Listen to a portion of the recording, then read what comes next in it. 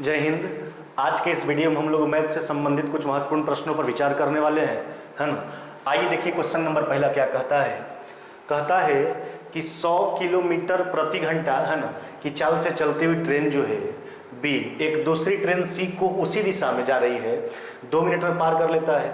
यदि train B की और सी की लंबाई 150 मीटर और 250 मीटर है तो सी का चाल बताइए। एक बात ध्यान दीजिएगा, देखिए बी का स्पीड दिया गया 100 किलोमीटर प्रति घंटा, है ना। सी का स्पीड बताना है।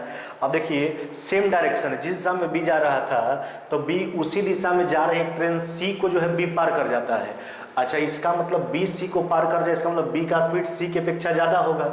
अच्छा, रेलगाड़ी दूसरे को पार करता है तो दूरी जोड़कर तो एक का लंबाई हो गया आपका बी का 150, जबकि सी का कितना हो गया 250। तो दूरी जोड़ेंगे 150 250 कितना हो गया आपका, ये हो गया आपका 400, है ना। तो दूरी हो गया आपका 400, है ना। दूरी बराबर चाल गुना समय। अब देखिए सेम डायरेक्शन है, चाल घटाएंगे। ये भी हम समझ रहे हैं कि बी एक्चुअली सी को पार कर रहा है, यानी बी का स्पीड सी से ज़्यादा होगा। देखिए तो बी का जो स्पीड है वह है 100 किलोमीटर प्रति घंटा। सी वाला स्पीड को सी मानने दीजिए, है ना, सी ढाल दीजिए। अब देखिए तो दूरी बराबर चाल गुना समय, सेम डायरेक्शन था, हमने चाल घटाया। अभी आपका मीटर में किलोमीटर प्रति घंटा में, इसको मीटर प्रति सेकंड में एक्सचेंज कर लीजिए। अब जहां तक पार करने का सवाल है, बी जो है सी को 2 मिनट में पार करता है। अच्छा, 2 मिनट कहने का मतलब 120 सेकंड, है ना। 2 मिनट कहने का मतलब 120 सेकंड, ध्यान दीजिएगा। 2 मिनट कहने का मतलब हो गया आपका 120 सेकंड। अब देखिए तो क्योंकि मीटर प्रति सेकंड के साथ समय चाहिए सेकंड वाला, अब हमको एक्चुअली सी का चाल, जिसको हमने सी मान रखा, सी का मान बता देना है। चलिए हल कर लीजिए। देखिए 40 से कट जाएगा 10 बार में, है ना। 40 से काट लीजिए 3 बार में। अब इसको काट लीजिए 5 से कट गया आपका 2 बार में, है ना। और 3 से कट गया आपका 6 बार में। तो ये हो जाएगा आपका 100 माइनस में सी बराबर में कितना हो गया आपका 12, है ना। इसलिए सी बराबर कितना हो जाएगा आपका, ये हो जाएगा 88 किलोमीटर प्रति घंटा। यही पूछा गया था, है ना, कि सी का स्पीड बताइए। सी का स्पीड हो जाएगा 88 किलोमीटर प्रति घंटा। ध्यान दीजिए एक बार, रेलगाड़ी एक दूसरे को पार करता है तो दूरी हम जोड़ कर ज्ञात करते हैं। तो एक का लंबाई था 150, एक का लंबाई 250, 150 250 कितना हो गया 400, दूरी 400। अब बी एक्चुअली सी को पार करता है और एक ही दिशा में सी बी और सी जा रहा है, तो बी अगर सी को पार करता है इसका मतलब बी का स्पीड ज्यादा होगा, सी का कम होगा। तो सेम डायरेक्शन था, चाल घटाएंगे तो बी में घटाएंगे सी को, सी का स्पीड को हमने सी मान लिया। ये मीटर में था, किलोमीटर प्रति घंटा में था, इसको मीटर प्रति सेकंड में हमने चेंज कर लिया। और मीटर प्रति सेकंड के साथ समय चाहिए सेकंड वाला, हल करके सी के मान पर विचार कर लिया गया। सी का मान आ गया 88 किलोमीटर प्रति घंटा, है ना। आपका उत्तर हो जाएगा ऑप्शन नंबर बी। आइए अगला क्वेश्चन पर विचार करते हैं। देखिए क्या कहता है, 3 घंटी का बात किया गया है। एक घंटी जो है वह 36 सेकंड, दूसरा जो है 40 सेकंड और तीसरा जो है 48 सेकंड के अंतराल पर बजता है। देखिए बात कहने का मतलब क्या हुआ कि अगर पहला अभी बजा है तो हर 36 सेकंड के अंतराल पर बजते रहेगा, दूसरा अगर अभी बजा है तो 40-40 सेकंड के अंतराल पर बजते रहेगा, और तीसरा अगर अभी बजा है तो 48-48 सेकंड के अंतराल पर बजते रहेगा। अब देखिए क्या कहता है, कहता है वे एक विशिष्ट समय पर एक साथ बजना शुरू करती है, कितने समय के अंतराल के बाद पुनः। देखिए कहने का मतलब ये है कि सारे घंटी को अगर अभी बजा दिया जाए तो पुनः कितना समय बाद ऐसा स्थिति आएगा कि फिर सब घंटियां एक साथ बजेगा। अच्छा, ये तो देखिए जब भी बजेगा तो हर 36 सेकंड के अंतराल पर बजेगा, और ये जब भी बजेगा तो 40 सेकंड के अंतराल पर, और 48 सेकंड, यानी समय पुनः, यानी समय वैसा होना चाहिए छोटा से छोटा और सबसे कटने वाला, है ना। तो क्या करते हैं, सबसे कटने वाला सबसे छोटी संख्या दिए गए संख्याओं का लस, है ना। अब देखिए इसका एलसीएम कितना हो जाएगा आपका 720, है ना। तो आपका उत्तर हो जाएगा 720 सेकंड बाद ऐसा स्थिति आएगा कि जैसे पहले शुरू में जब सब घंटी एक साथ बजा था तो 720 सेकंड बाद पुनः सब सारा घंटी जो है एक साथ बजेगा। तो सेकंड में तो नहीं दिया गया है, अब इसको आप मिनट में कन्वर्ट कर दीजिए, 60 से भाग लगा दीजिए, है ना। तो कितना हो जाएगा आपका 12 मिनट, है ना। आपका उत्तर हो जाएगा 12 मिनट, यानी 12 मिनट के बाद पुनः ऐसा स्थिति आने वाला है कि सारा घंटी जो है फिर से एक साथ बजेगा। आपका उत्तर हो जाएगा ऑप्शन नंबर बी, है ना। आइए अगला क्वेश्चन पर विचार करते हैं। देखिए क्या कहता है, कहता है कि रैखिक समीकरण कौन सा है जिसका लेखाचित्र प्रत्येक बिंदु की कोटि उसके भुज के 4 गुना।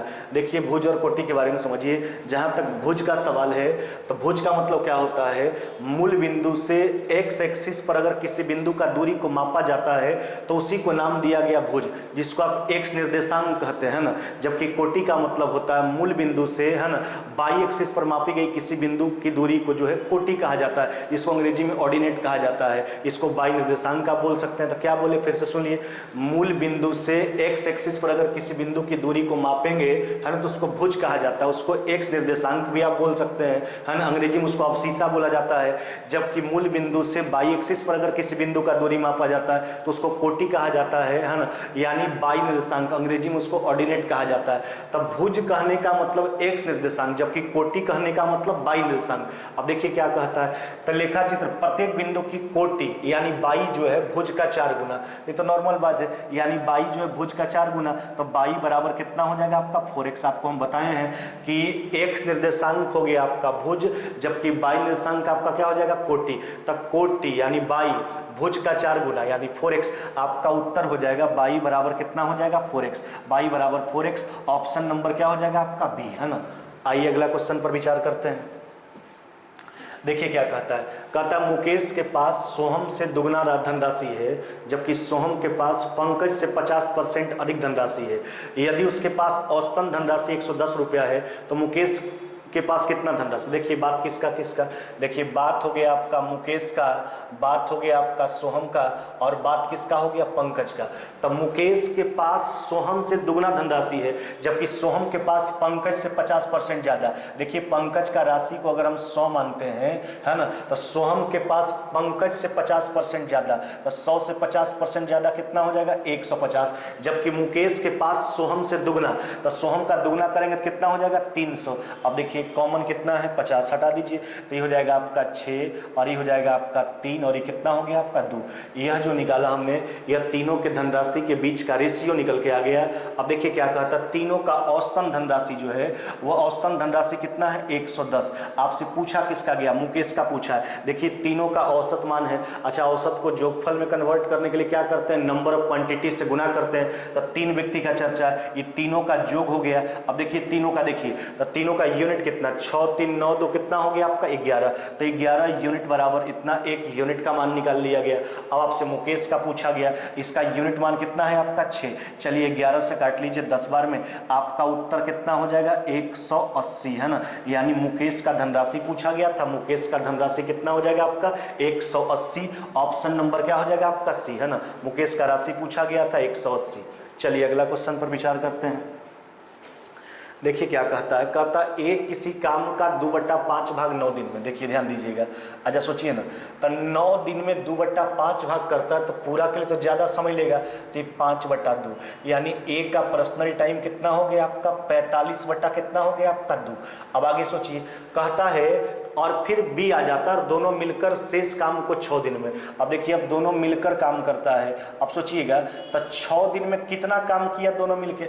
अच्छा ए अकेला 2/5 भाग कम कर चुका था, पूरा कहने का मतलब 1 भाग, तो 1 भाग में 2/5 भाग काम कर लिया, तो बचा कितना 3/5 भाग। तब दोनों मिलकर 6 दिन में करता है, तो 6 दिन में 3/5 भाग, तो पूरा के लिए ज़्यादा समय लेगा, है ना, तो 5/3, है ना। इसको 2 बार में काट लीजिए, यानी ए प्लस बी जो है पूरे काम को कितना दिन में करेगा 10 दिन में। तो ए का पर्सनल टाइम आ गया, जबकि ए और बी का पर्सनल टाइम आ गया। अब यहां से पूरे कार्य पर विचार कर लीजिए। देखिए तो ऊपर वाला का लस और नीचे वाला का मस, 45 10 का लस कितना हो जाएगा 90, और जबकि नीचे 2 और 1 है इसका मस तो 1 हो जाएगा। तो पूरा कार्य हो गया आपका 90 यूनिट। देखिए ना, तो 45/2 दिन में 90 यूनिट, एक दिन में कितना करेगा 90/45/2, तो ये हो जाएगा 2 दूना कितना हो जाएगा आपका 4। जबकि ए और बी दोनों मिलकर 10 दिन में 90 यूनिट करता है ना, तो एक दिन में कितना करेगा आपका 9। अब हमसे कहता है बी अकेला इस काम को कितना दिन में करता है, तो पूरा काम करने का मतलब 90 यूनिट काम करवाना होगा। इसमें बी के एक दिन के काम से भाग लगाइए। देखिए तो ए के एक दिन का काम 4 यूनिट, जबकि ए और बी दोनों मिला के एक दिन का काम 9 यूनिट। तो ए और बी के एक दिन के काम में ए वाला घटा लेंगे, तो 9 में से 4 गया, कितना हो गया 5। आपका उत्तर कितना हो जाएगा 18 दिन, है ना। आपका उत्तर हो जाएगा 18 दिन। यही पूछा गया था आपसे, है ना, कि बी का पर्सनल टाइम बताइए, बी अकेला इस काम को कितना दिन में करेगा, तो बी अकेला जो इस काम को 18 दिन में पूरा कर लेगा। आपका उत्तर हो जाएगा ऑप्शन नंबर डी, है ना। आइए अगला क्वेश्चन पर विचार करते हैं।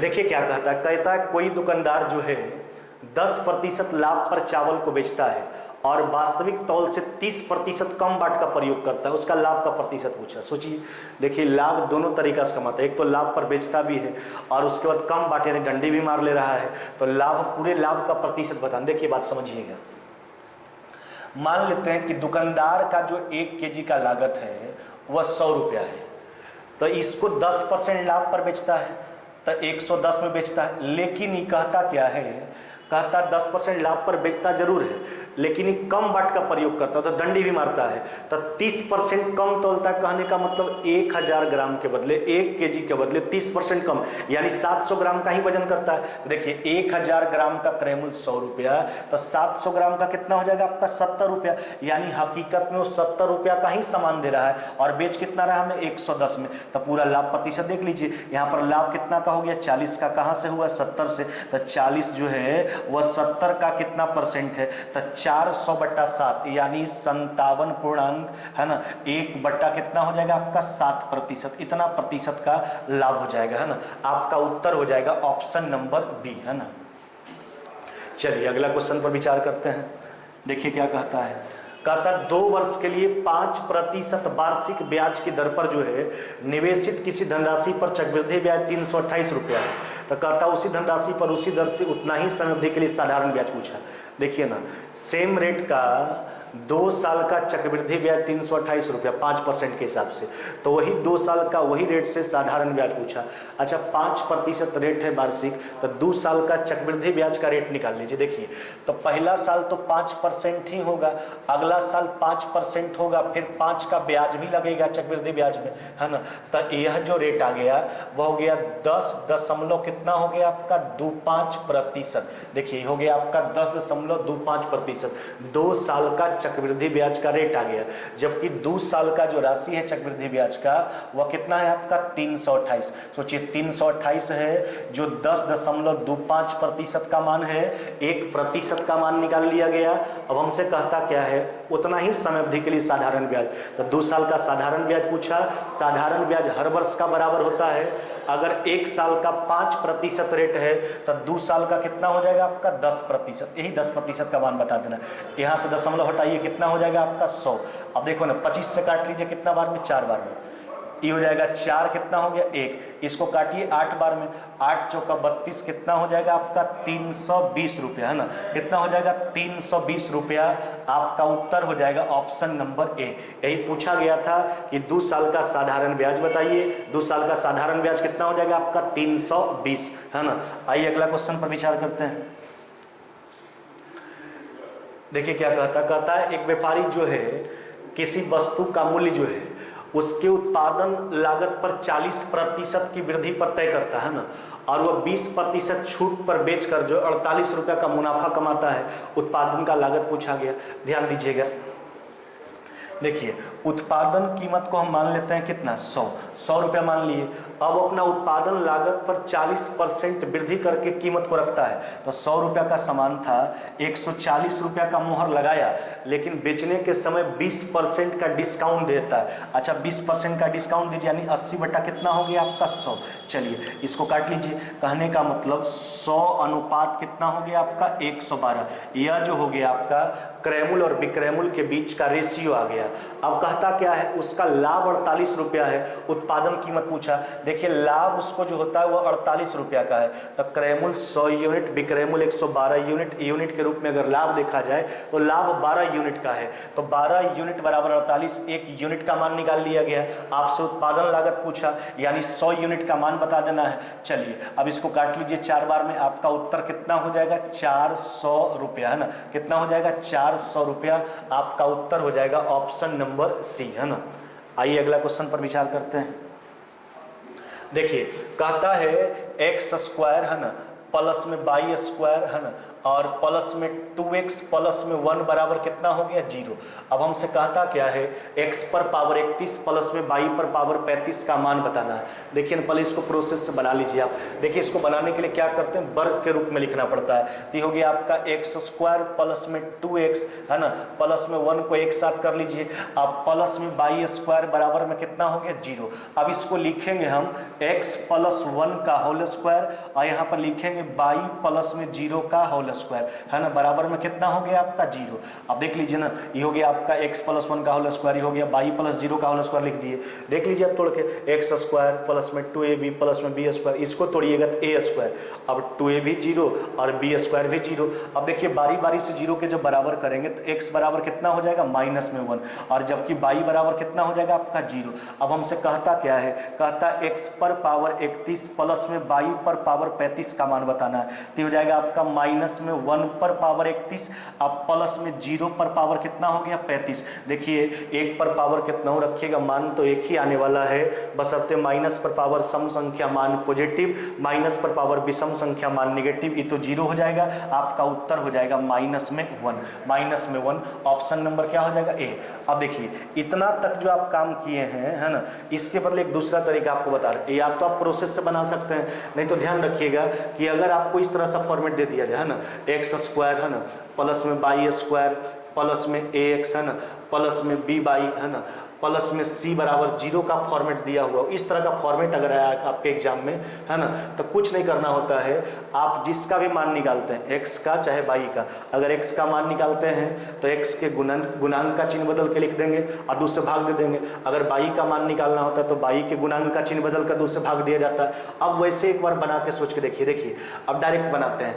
अगर हम x के मान पर विचार करते हैं तो x का गुणांक, अब देखिए ना, तो x का गुणांक कितना है प्लस में 2, इसका चिन्ह बदलेंगे -2/2 कितना हो जाएगा आपका -1। अच्छा, और जबकि y पर विचार कीजिए, y का गुणांक कुछ नहीं तो कितना 0, तो 0/2 कितना हो जाएगा आपका 0। तो ऐसे भी x और y का मान निकाल लेंगे, और जब x और y का मान निकल के आ जाएगा तो फिर तो वही चीज है, x पर पावर 31 प्लस में y पर पावर 35 मान का प्रयोग करेंगे, उत्तर हो जाएगा -1। तो या तो आप प्रोसेस कीजिए, प्रोसेस क्या करना पड़ता है, वर्ग के रूप में लाना होता है, बारी बारी से 0 का मान के बराबर करके जो है x y z जितना भी टर्म का बात किया गया x y का मान निकाल लिया गया, या तो उससे बनाइए, नहीं तो हम बताए हैं कि अगर प्रश्न का format x square plus y square plus ax plus by plus c बराबर 0 के रूप में हो, तो वैसे स्थिति में अगर x का मान निकालना है तो x के गुणांक का चिन्ह बदल कर 2 से भाग देंगे, अगर y का मान निकालना है तो y के गुणांक का चिन्ह बदल कर 2 से भाग देंगे, है ना, वैसे भी आप बना सकते हैं ना। आइए अगला क्वेश्चन पर विचार करते हैं। कहता क्या है, 7,750 रुपया को x y z में इस प्रकार बांटा गया कि x के हिस्से का 3 गुना, देखिए कहता है कि x के हिस्से का 3 गुना, है ना, कहता y के हिस्से के 5 गुना, है ना, 5 गुना के बराबर है, जो ई देखिए z के हिस्से के 2 गुना के बराबर है, तो 2z के बराबर हो गया, यानी तीनों आपस में बराबर हो गया। x का 3 गुना y के 5 गुना के बराबर था, i जो है z के 2 गुना के बराबर है, यानी तीनों आपस में बराबर है। देखिए यहाँ पर गुणात्मक भाग बराबर है, अगर गुणात्मक भाग बराबर होता है तो राशि का अनुपात जो है गुणात्मक भाग को पलटने के बाद प्राप्त करते हैं, तो इसको पलटेंगे 1/3 1/5 और ये कितना हो जाएगा आपका 1/2। अब देखिए ना, तो भिन्न के अनुपात को सरल अनुपात में बदलने के लिए लॉसा से गुना किया जाता है, तो 3 5 2 का लॉसा कितना 30, अब 30 से गुना करें कितना हो जाएगा आपका 10, ये हो जाएगा आपका 6 और ये कितना हो जाएगा आपका 15, है ना। चलिए हम x y z के बीच का रेशियो निकाल लिए। अब आपसे z का हिस्सा पूछा, राशि कितना है 7,700 कितना 50। अब यूनिट देख लीजिए तीनों मिला के, है ना, तो ये हो जाएगा 16 15 कितना हो गया आपका 31, है ना, तो 31 यूनिट बराबर 7,750, एक यूनिट का मान निकाल लिया गया। z का पूछा जिसका यूनिट मान कितना है आपका 15। चलिए इसको काटिए, तो 31 से कट जाएगा आपका 2 5 250 बार में, अच्छा 25 गुना 15 375 पर एक शून्य लगा दीजिए, यानी 3,700 कितना हो गया आपका 50, 3,750। कहने का मतलब z का जो हिस्सा हो जाएगा वह हो जाएगा आपका 3,750। ऑप्शन नंबर क्या हो जाएगा आपका बी, है ना। आज के वीडियो में बस इतना ही, है ना, मिलते हैं आगे नेक्स्ट वीडियो में।